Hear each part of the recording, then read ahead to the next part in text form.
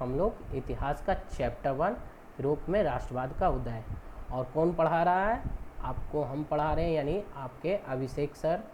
तो चलिए शुरू करते हैं। अभी तक हम लोग इस चैप्टर का 8 भाग बना चुके हैं। 8 भाग में हम लोग इस चैप्टर को पढ़ चुके हैं।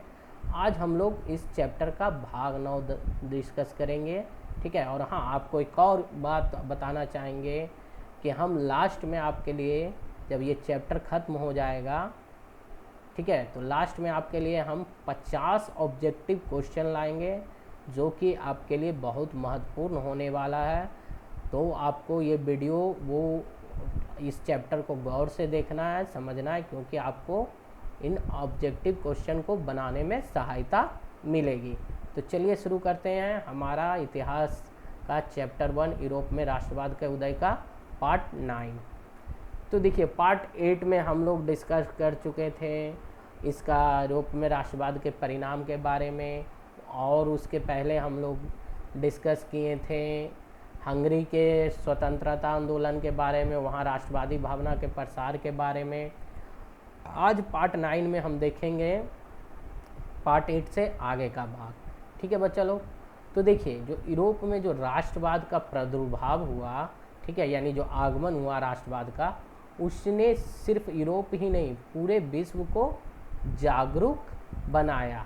यानी राष्ट्रवाद का प्रभाव पूरे विश्व को देखने को मिला। अब देखिए, आपको बताए थे कि बहुत सारे यूरोपियन देशों ने एशियाई और अफ्रीकी देशों पर अपना उपनिवेश बना लिया था, उन देशों पर कब्जा कर लिया था।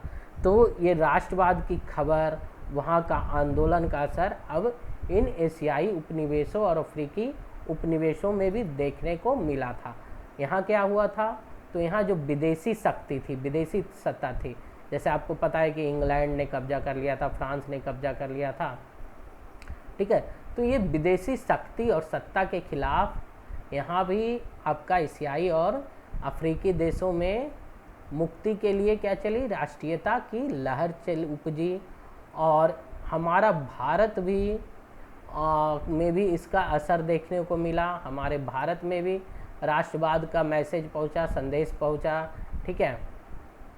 जैसे कि आपको बताया गया है कि जो मैसूर का शासक था टीपू सुल्तान, वो फ्रांस की क्रांति से, जो 1789 में फ्रांस की क्रांति हुई थी, उससे बहुत प्रभावित था, ठीक है।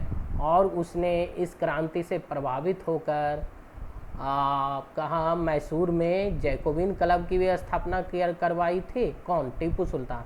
और उसका स्वयं भी सदस्य बना था, ठीक है बच्चा लोग। टीपू सुल्तान के बारे में यह भी कहा जाता है कि उसने श्रीरंगपट्टनम में, कहाँ?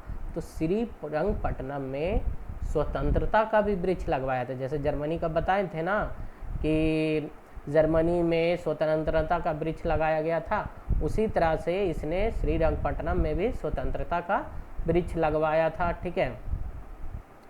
और देखिए, दूसरी तरफ भारत में 19वीं शताब्दी के आते आते बहुत सारा सामाजिक धार्मिक आंदोलन चला, सुधार आंदोलन चला, जिसने भारत के लोगों में राष्ट्रवाद की भावना और राष्ट्रीय चेतना की भावना को क्या किया? बढ़ावा दिया, ठीक है बच्चा लोग। जैसे कि अगर हम बात करते हैं राजा राममोहन राय के बारे में, तो राजा राममोहन राय एक ऐसे क्या कहते हैं, सामाजिक सुधार कार्यकर्ता थे, ठीक है, जो स्वयं अंतर्राष्ट्रीय घटनाओं में काफ़ी रुचि लेते थे और उसका प्रयोग भारतीय परिप्रेक्ष्य में करना जानते थे, ठीक है। जैसे कि राजा राममोहन राय स्वतंत्रता, जनवाद एवं राष्ट्रवाद संबंधी अपने विचारों के कारण ही इन्होंने जो नेपल्स की क्रांति हुई थी 1821 में, उस पर इन्होंने, जो विफल हो गया था नेपल्स की क्रांति, उस पर इन्होंने दुख व्यक्त किया था। किसने? राजा राममोहन राय में। और जब 1823 ईस्वी में स्पेन की, यानी स्पेनिश स्वतंत्रता आंदोलन सफल हुआ था, तो इस सफलता पर उन्होंने लोगों को भोज भी दिया था। तो इससे हम लोग पता लगता है कि जो भारतीय समाजवादी और सुधारवादी, धार्मिक सुधारवादी नेता थे, ठीक है, नेतृत्व करने वाले लोग थे, उन पर भी यूरोप की क्रांति का असर, यूरोप में जो परिवर्तन हो रहा था उसका असर भी देखने को मिलता है। जब भारत में पहला स्वतंत्रता आंदोलन हुआ 1857 में, उसमें भी आपको फ्रांस की क्रांति के तत्व देखने को मिलते हैं और राष्ट्रीयता के भी तत्व आपको नज़र आते हैं। ठीक है, तो ये जो राष्ट्रीयता या राष्ट्रवाद की जो भावना यूरोप में जन्मी थी, संभवतः उसने सबसे पहले यूरोप पर को प्रभावित किया और इसका प्रभाव धीरे धीरे पूरे विश्व में देखने को मिला, जिसके कारण यूरोप के तो मानचित्र में बदलाव तो आया ही बच्चा लोग, और साथ ही साथ कई उपनिवेश भी क्या हुए, स्वतंत्र हुए। तो ये जो चैप्टर मेरा था आपका चैप्टर 1, आज आपका ये लास्ट क्लास था यूरोप में राष्ट्रवाद का। ठीक है, तो आपका चैप्टर 1 क्या हुआ बच्चा लोग, यूरोप में राष्ट्रवाद आपका कंप्लीट हो गया बच्चा लोग। ठीक है, ये चैप्टर आप क्या हुआ, फिनिश हो गया। अब हम लोग नेक्स्ट क्लास में क्या डिस्कस करेंगे, इस चैप्टर से संबंधित प्रमुख ऑब्जेक्टिव। ठीक है, तो हम लोग मिलते हैं नेक्स्ट क्लास में, नेक्स्ट लेक्चर में। तब तक के लिए आप अपना ख्याल रखिए, अपने आसपास साफ सफाई रखिए, बड़ों का सम्मान कीजिए, छोटों को प्यार दीजिए, माता पिता का सम्मान कीजिए, और इसी तरह से पढ़ते रहिए, बढ़ते रहिए, और जीवन में सफलता की सीढ़ियाँ चढ़ते रहिए। तो मिलते हैं बच्चा लोग नेक्स्ट क्लास में। Bye everyone.